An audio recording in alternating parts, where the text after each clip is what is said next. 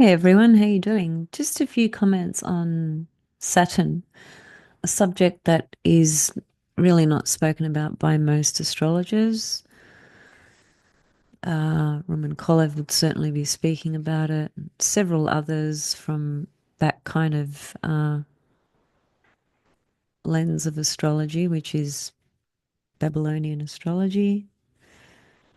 Um, Something that is called heliacal cycles. All the planets have a heliacal cycle. And I have spoken about this quite a lot relative to Venus, over the last couple of years, especially. And if you're new to this subject, without going into the uh, depth and complexity, which is, gosh, the master of that is really Roman Kolev. So, anyway, when a planet uh, when a planet is in a particular point in the sky, in the constellations, or if you're working with the tropical zodiac, and suddenly disappears, as they do, that's part of its heliacal cycle, meaning there's something about that planet that's dying, right? Because when a planet becomes invisible in the sky, what that means is it's dipping into the underworld. And this is what Venus does basically every 9.3 months as she transitions, rotates from morning star to evening star, which she does every 9.3 months. And that pattern never changes. So at the moment, Venus is an evening star, and by March 22nd, she will be reborn as a morning star, and she'll have a time there where she will go into the underworld. But I'm coming to speak to that separately. Right now, I just want to show you that Saturn, if you look to the screen, this is a Babylonian chart. You may not be familiar with it, etc. So I'll just point to some things.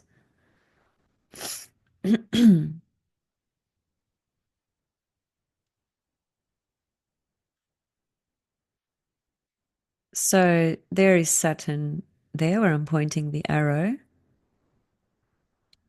And you can see it's shaded out in grey.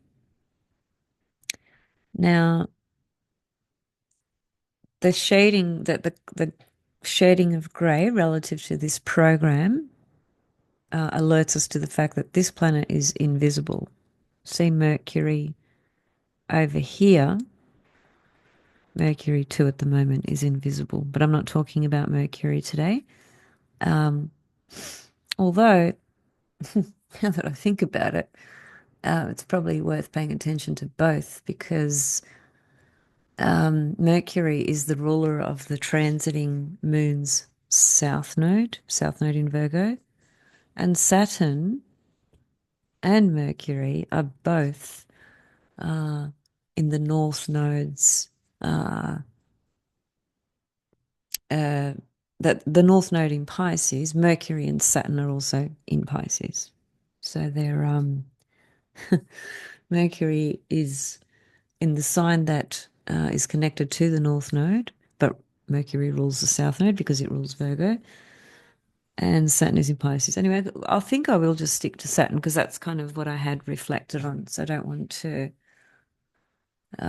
bring in something that I haven't really reflected on too much. So basically, on the 13th of February, so day before this date that you see here, you can see to the left-hand side of the screen the year, the month, and the day, right? So basically, Saturn became invisible, I think it was February the 13th. Let me just show you. So I'm just going to move the chart, okay? All right, so I've just moved it a day back and see how Saturn is red. Got a little crown on top of him too. That's the last day Saturn was visible, which was the 13th of February. Now, that was just a few days ago. So click over one day to the 14th, and Saturn begins this death passage, if you like. Think of it as a passage of transformation. That's another word for death, right? Now, Saturn in this case will be invisible until the end of March.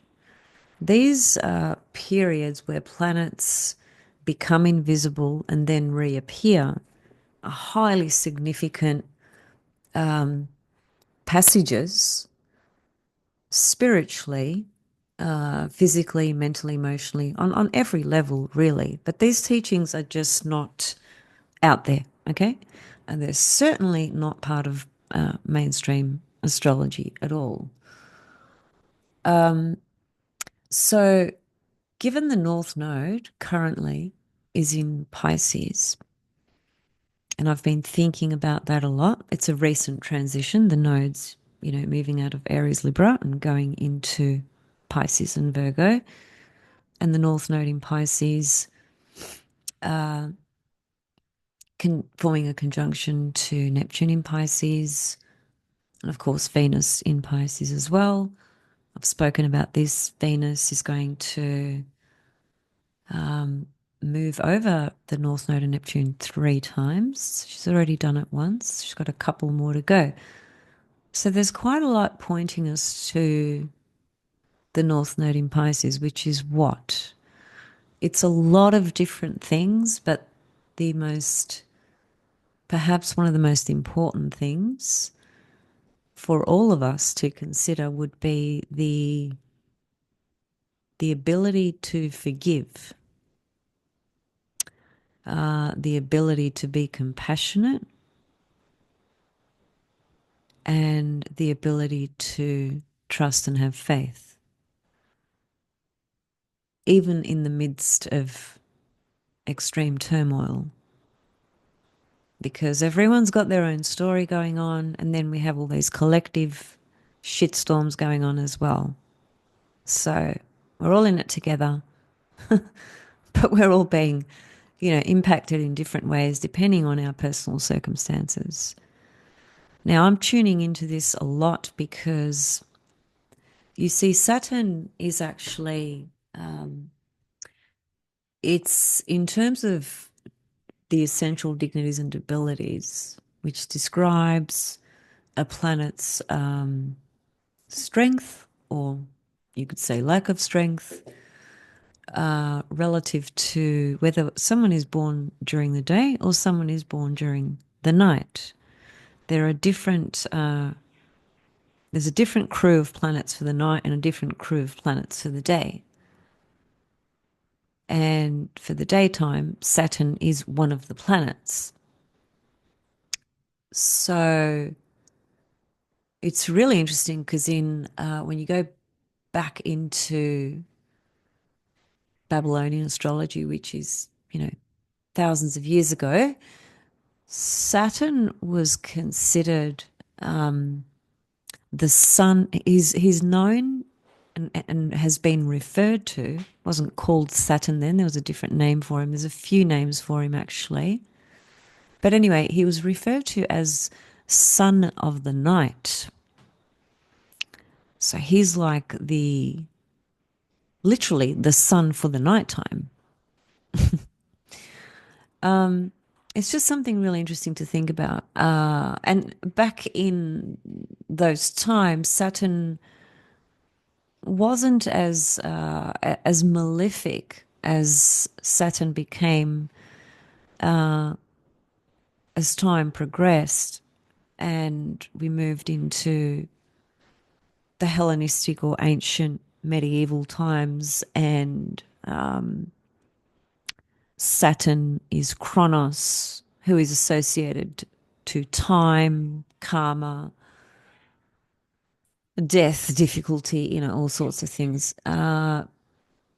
He was looked at a little bit differently in Babylonian astrology. But if you are a night birth, this Saturn going invisible is likely to be a slightly different experience to a person who is a day birth. And it's very difficult for me to be a bit more specific than that because I think it's really about looking at the entire chart of an individual versus making, you know, statements as though, whilst they will have some truth in them, they don't necessarily apply to everyone on the planet, right? Some people just make some really bold so-called predictions and just throw it out there as, that's what it is for the entire world, and that's how everyone's going to experience it. And I see people doing that all the time, and it actually just annoys me, to be honest, because it's very ignorant to do that and very limiting. Now, Saturn is going to be invisible from the 13th of February until the 30th of March. And Saturn, in perhaps more in this modern world, if you like. Yes, Coco, what would you like to say about Saturn? She wants a hot water bottle. Can you believe it? It's not even cold, but let me just get her a blanket. Yeah, you want to just try this? It's too hot for the bottle. Come on, just stay there.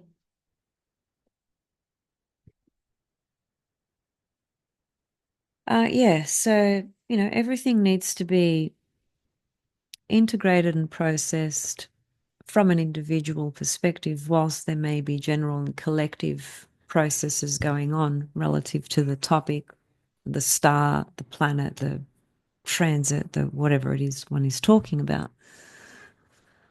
So Saturn becoming invisible means Saturn is going through a death rebirth process, right? Very simply put. And as I was saying, in this modern sort of world that we live in, a lot of the themes associated with Saturn, there are many, but I'm just going to talk about a few, the ones that perhaps we can consider whilst Saturn is going invisible, are matters of control. Control, limitations, restrictions, barriers, feeling stagnant, all those sorts of things, right? And also, Saturn does very much correspond to karma. And that word again can be,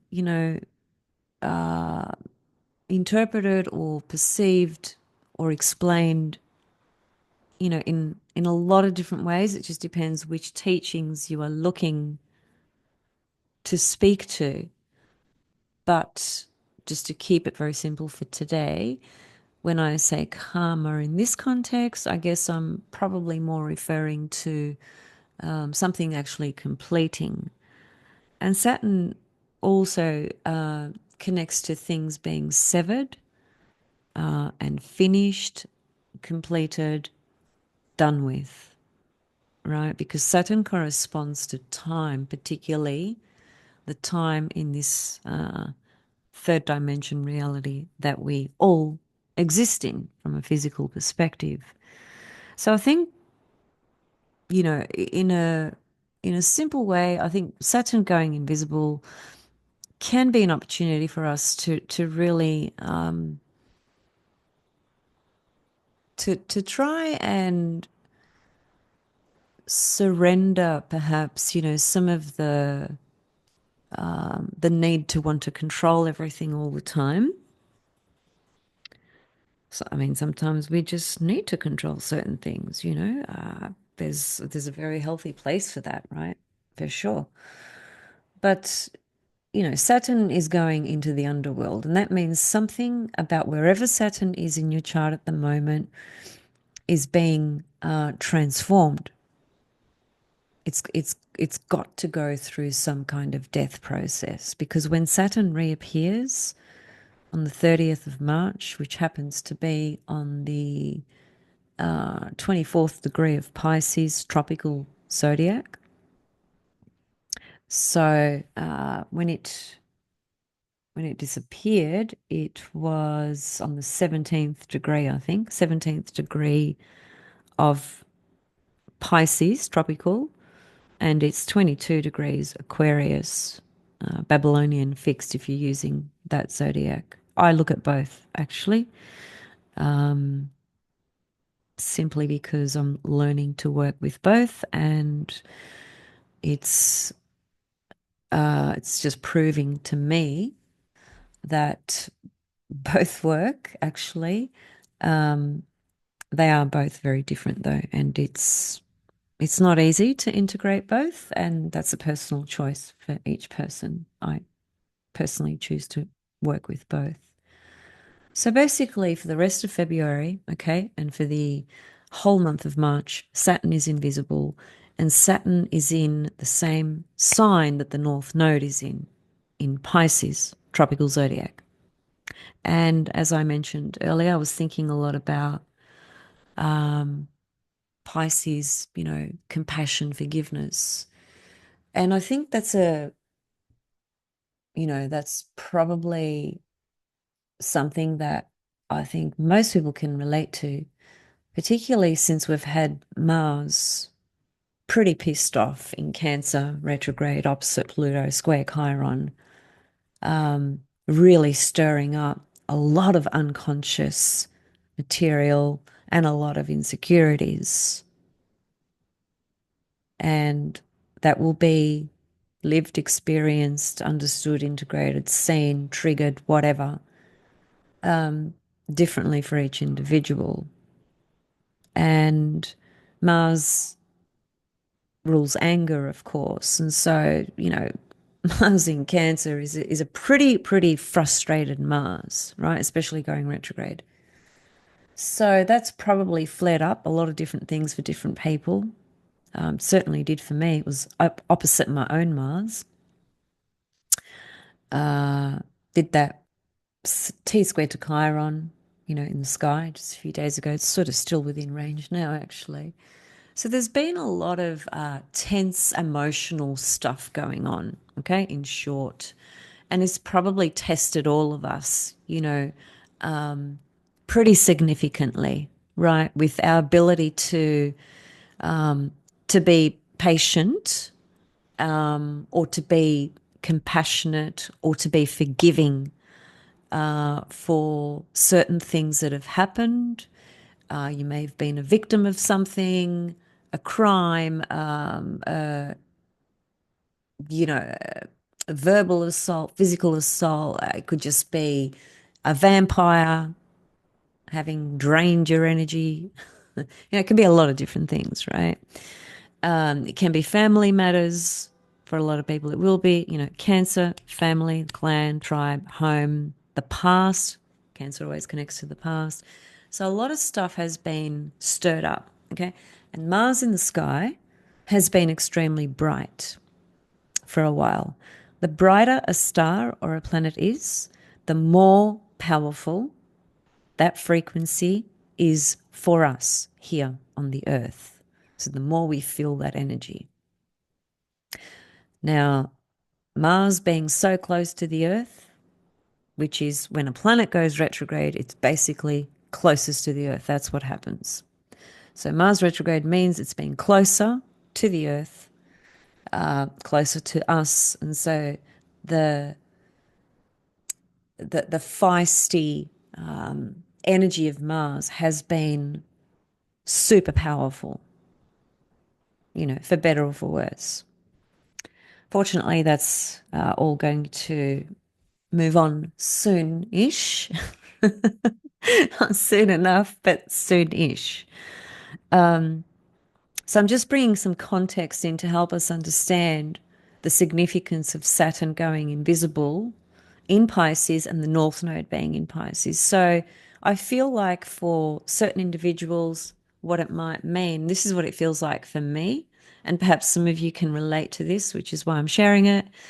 There's something very important that you are really finishing with, okay?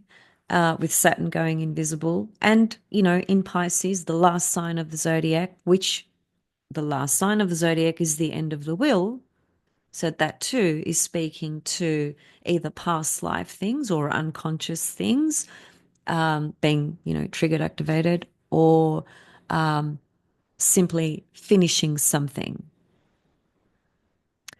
So, I've got my secondary progressed moon in my 12th house. I've had it there for a while and I've got it there for a little while longer. And this is why I'm tuning into this sort of energy of Pisces and finishing and completing things, right? And then I've got Pluto, transiting Pluto on my ascendant. So I've got this, I'm in these two worlds where certain things are trying to be reborn, and there's still quite a few things trying to finish, and it's a really fucking intense experience.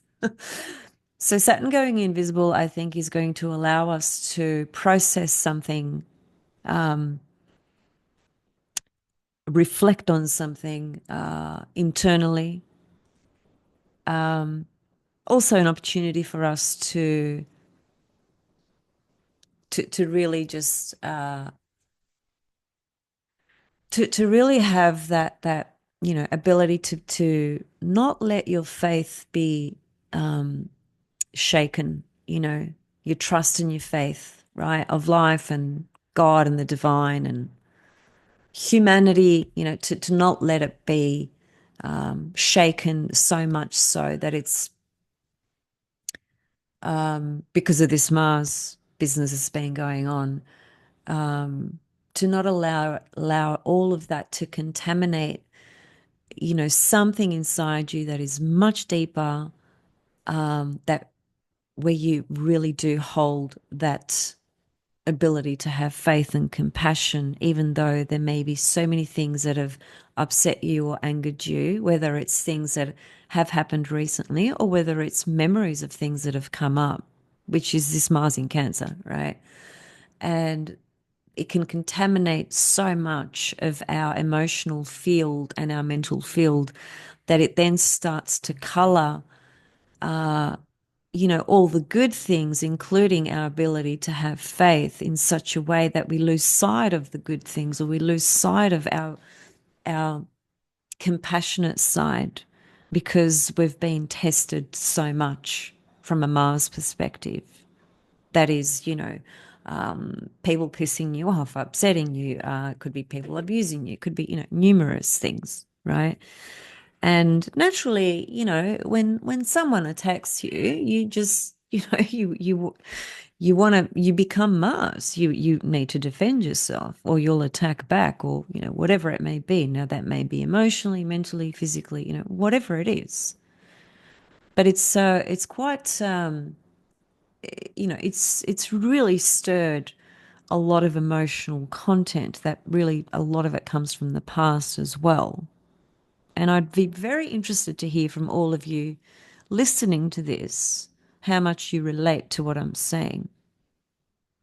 So, Saturn going invisible for the rest of February and all of March can be a really great opportunity to really complete something that you are hopefully conscious of, that you've been trying to work through with Saturn in Pisces.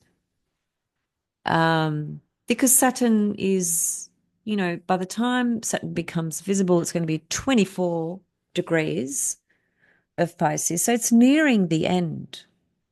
It's getting quite close to the end of that sign now, you see.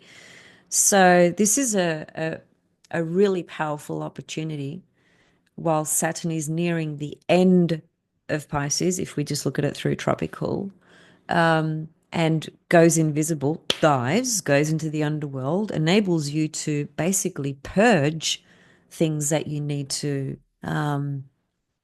just finally clear out, so to speak. So I just wanted to share those thoughts with you and give you the opportunity to have the awareness of this, because, as I said, pretty much hardly anyone talks about this stuff. And I know beyond a shadow of a doubt just indeed how valuable it is. And just finally, also with the North Node in Pisces, we are we are being called to really reconnect again with our ability to trust and have faith and have compassion and have empathy, because we might have been so tested and so pushed, and so challenged, and those qualities, they're still there. Hang on, Coco, hang on. Those those qualities that are much more beautiful, and people are much more drawn to those qualities, which are very Jupiterian, Neptunian, Venusian, right? The highest level of Neptune, not the delusional side of Neptune, because I'm seeing massive delusional stuff with people who have transiting Neptune, to a personal planet particularly. So yeah, we're just being called to get really, back in touch again with our compassion, our trust, and our faith in the mix of all the collective, you know, challenges that are going on, which are huge in different parts of the earth. And then, of course, our own personal story. And Saturn, going invisible for about, 5 weeks or so is just, I think, part of this, part of this journey of Saturn finishing his business in Pisces and taking a dip into the underworld so that we can just shake the rest of the things that we've been hanging on to really just let them die. Because when a planet goes invisible in the sky, it dies. That's what happens. And then it is reborn when it appears back in the sky again. So I'll leave you guys with that. And I intend to come back pretty soon to talk about the divine, sublime goddess Venus, as she will prepare to go retrograde in a couple of weeks' time and be reborn as the morning star, etc. I'll come back to speak to that soon. Sending you all much love and take care.